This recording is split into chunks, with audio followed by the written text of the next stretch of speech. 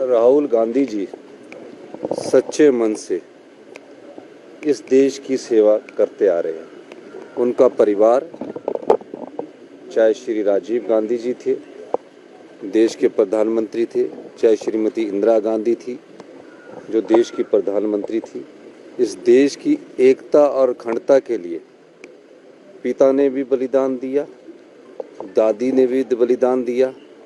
उन पर इस प्रकार के आरोप लगाकर राजनीतिक रोटियां सेकने वाला कार्य नहीं होना चाहिए। ये बड़ा दुर्भाग्यपूर्ण है कि हमारे नेता माननीय श्री राहुल गांधी जी पर ये एफआईआर दर्ज की गई है, और जिस प्रकार की एफआईआर दर्ज की गई है वो एफआईआर बनती नहीं है, लेकिन राजनीतिक प्रताड़ना जो है उस उद्देश्य से ये एफआईआर दर्ज की गई है। मेरा मानना है जो परिवार देश के लिए शहीद होते हैं, उन परिवारों के जो बेटे या बच्चे होते हैं वो हमेशा देश की एकता और अखंडता के लिए आवाज़ उठाते हैं। राहुल गांधी जी ने कन्याकुमारी से लेकर कश्मीर तक की यात्रा इस देश के लोकतांत्रिक मूल्यों को मजबूत करने के लिए की। समाज में जो भाईचारे की कुछ कमी आ रही थी, उस भाईचारे को बनाने के लिए उन्होंने ये यात्रा की। यही मैं कहना चाहता हूँ। तो क्या लगता है कि गृह मंत्री की जो स्टेटमेंट की, उससे जो है ध्यान भटकाने के लिए राहुल गांधी को टारगेट किया जा रहा है? निश्चित रूप से राजनीतिक में ध्यान बंटवाना जो है एक राजनीति का प्रमुख है, उससे ध्यान भटकाने के लिए ये कार्रवाई की जा रही है। धन्यवाद। सदन में कहा था कि करप्शन पर जीरो टॉलरेंस। देखिए, करप्शन ये जो मुद्दे थे, वैसे जितने भी मुद्दे हैं, अब जनक राज जी के पेपर से एक पत्र जो है वो अपलोड होता है, और भारतीय जनता पार्टी ने कच्चा चिट्ठे में जो मुख्यमंत्री कार्यालय पर आरोप लगाए, कहाँ से अपलोड हुआ? वो भरमौर से हुआ। एफआईआर दर्ज हुई, वो व्यक्ति 3 दिन के लिए अरेस्ट रहा, उस व्यक्ति ने स्टेटमेंट दी।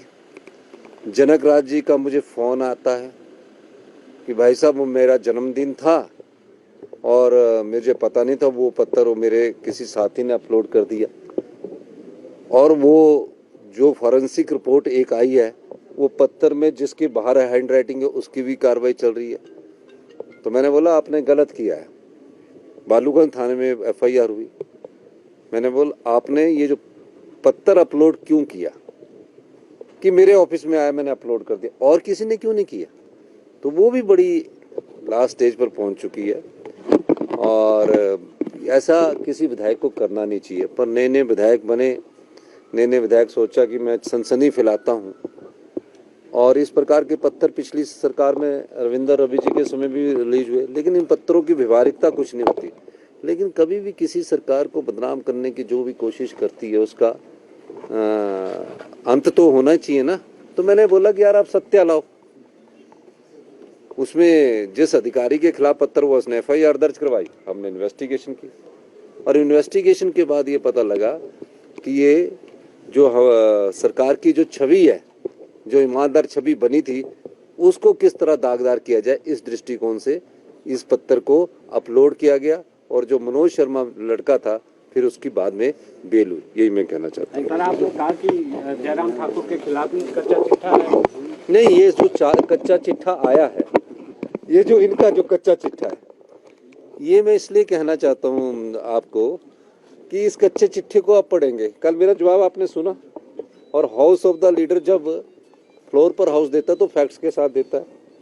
ऐसी ऐसी बातें लाएंगे, सनसनी फैलाएंगे, जैसे ना गेट पर पहुंचते कि ये बहुत बड़ा घोटाला हुआ। घोटाले के कागज कुछ नहीं देते, कोई एफिडेविट सबमिट नहीं करते, साइन करके दे देते हैं। शराब में 600 करोड़ रुपया एक साल में हम कमाते हैं, 4 साल में 600 करोड़ बीजेपी कमाती है। एक साल में 600 करोड़ का बनाने वाला घोटाला हुआ कि 4 साल में करवाने वाला घोटाला हुआ?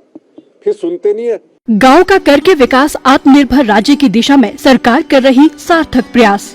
आत्मनिर्भर प्रदेश के पथ पर अग्रसर हिमाचल। हिमाचल की आत्मा गांवों में बसती है और गांवों की समस्या का करने समाधान सरकार चली गांव के द्वार। अभिनव पहल के तहत मुख्यमंत्री ठाकुर सुखविंदर सिंह सुक्खू स्वयं पहुँचे दुर्गम डोडरा क्वार जन समस्याओं का करने समाधान। डोडरा क्वार में रात्रि ठहराव करने वाले प्रदेश के पहले मुख्यमंत्री बने ठाकुर सुखविंदर सिंह सुक्खू। ग्रामीण परिवेश में रहकर भावनात्मक रूप से हम उनके साथ जुड़ना चाहते हैं, क्या उनकी समस्याएं हैं, कैसे उनकी समस्या को दूर करना है और कैसे हमारी गवर्नमेंट का जो थ्रस्ट है वो ग्रामीण अर्थव्यवस्था है।